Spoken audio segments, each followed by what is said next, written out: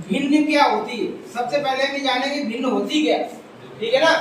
तो किसी भी वस्तु के भाग को दर्शाना भिन्न कहलाता है। किसी भी वस्तु के भाग को, जैसे हमारे पास ये एक वस्तु पूरी है, इस वस्तु के हमने 4 टुकड़े किए। कितने टुकड़े किए? 4। ठीक है, तो 4 टुकड़े करने के बाद हमने एक टुकड़ा आपको दिया, यानी 4 में से 1 हमने दिया। तो 4 में से 1 ऐसे लिखा जाएगा, 4 में 1 दिया। क्लियर है? अब 4 में 1 दे दिया तो हमारे पास बचे कितने? 3। तो 4 में 3 बचे। क्लियर है? तो आपको क्या करना पड़ेगा, जैसे 1/4 हमने दिया, तो आप जो घटाते हैं कि 1 में घटाएंगे तब शेष मिलेगा हमको, तो ऐसे मत घटाइए। 4 में 1 दिया तो 4 में 3 बचा। क्लियर है? इतना करते हैं। अब उचित भिन्न किसे कहते हैं? मान लीजिए आपके पास 10 रुपए है। कितने रुपए हैं? 10 रुपए आपके पास। आपके एक घनिष्ठ मित्र या भाई को कुछ रुपयों की जरूरत पड़ जाती है और आपने कह दिया है उससे कि हमारे पास जो कुछ भी है सब आपका, आप बताइए तो, है ना। लेकिन आपके पास 10 रुपए है, ध्यान रखिए, 10 से ज्यादा नहीं आपके पास। अगर उसकी जरूरत 1 रुपए की है तो आप पूरी कर देंगे। 10 है, आप 1 दे देंगे। 2 रुपए की है तो वो पूरी कर देंगे। उचित बात है ना। अब उस भाई को भी पता है कि इनके पास 10 रुपए है, ठीक है ना।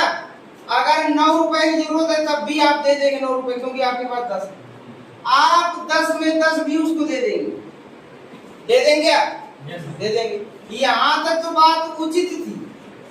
10 में 1 मांग ले, 10 में 2 मांग ले, 10 में 3 मांग ले, डैश डैश 10 में 10 तक मांग ले, तब तक तो उचित बात है कि नहीं? उचित बात है ना। अगर वो आपसे 15 मांग रहा तो आप हाथ खड़े कर लेंगे, भाई हमारे बस की बात नहीं, हमारे जो 10 है। और हमने कहा था जो मेरा है वो तेरा है, तो बीच में और काम कहाँ से मिला ले, 15 कैसे हो जाएगा? ठीक है ना। तो 10 है और 10 जान करके कि 10 से ज्यादा मांग रहा, अगर तो अनुचित बात कर रहा है, आपके सामर्थ्य से बाहर है, ठीक है ना। तो आप जान सकते हैं कि 10 में 10 तक तो उचित है, और किसी का पूरा खजाना खाली करना भी उचित नहीं है, यानी 10 में 9 तक ही उचित है। बस है, कम से कम आपका खजाना खाली तो नहीं होगा ना। तो 10 में 9 तक उचित है, समझे ना। 10 में 10 तक भी उचित है, लेकिन उतना उचित नहीं है जितना उचित होना चाहिए कि आपका बिगड़ना बिगड़े, उसका भी काम चल जाए, है ना। तो 10 में 9 तक उचित आप मान सकते हैं, ठीक है ना। 10 में 9 तक आप दे सकते हैं, 10 भी दे सकते हैं, उसके अलावा आप नहीं दे सकते। तो 10 में 10 तक तो बात उचित थी, यानी जिस भिन्न का अंश हर से छोटा होता है, ठीक है ना, ये अनुचित है बात, क्योंकि आप बिगड़ जाएंगे उसको बनाने के चक्कर में, है ना। किसी को बिगड़ना नहीं।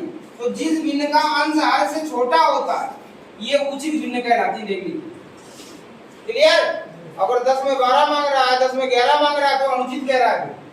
जिस भिन्न का अंश हर से बड़ा होता है उसे क्या कहते हैं? अनुचित भिन्न कहते हैं। और जिस भिन्न में पूर्णांक लगा हो उसे हम जैसे 4 सही 2/3, ये मिश्र भिन्न कहलाती है। और मिश्रित भिन्न किसे कहते हैं? जिस भिन्न का अंश भी भिन्न हो और हर भी भिन्न हो। एक ऐसी भिन्न जिसका अंश खुद भिन्न हो और हर भी खुद भिन्न हो स्वयं में, ऐसी भिन्न जो है हमारी मिश्रित भिन्न कहलाती है। क्या कहलाती है? मिश्रित भिन्न कहलाती है। अब आते हैं दो भिन्नों की तुलना करना। दो भिन्नों की क्या करना? तुलना। जैसे ये भिन्न है तो 3 गुणा कर लेते हैं, तो AD और CB, अब इनमें जो बड़ा होगा वही भिन्न बड़ी होगी। जैसे एग्जांपल में लेते हैं 3/4 5/6, तो 3 गुणा किया 6 तिरका 4 पंजे 20। कौन बड़ा है? 20 यानी ये बड़ी है। 5/6 क्या है? बड़ी है। क्लियर है। और जिन भिन्नों के अंश और हर में समान अंतर हो, कैसा अंतर हो? समान अंतर हो, तो बड़े अंश वाली भिन्न बड़ी होती है। बड़े अंश वाली भिन्न क्या होती है? बड़ी होती है। जैसे हमारे पास ये भिन्न है, इनमें सभी में देखिए समान अंतर है, अंश और हर का अंतर क्या है? समान है।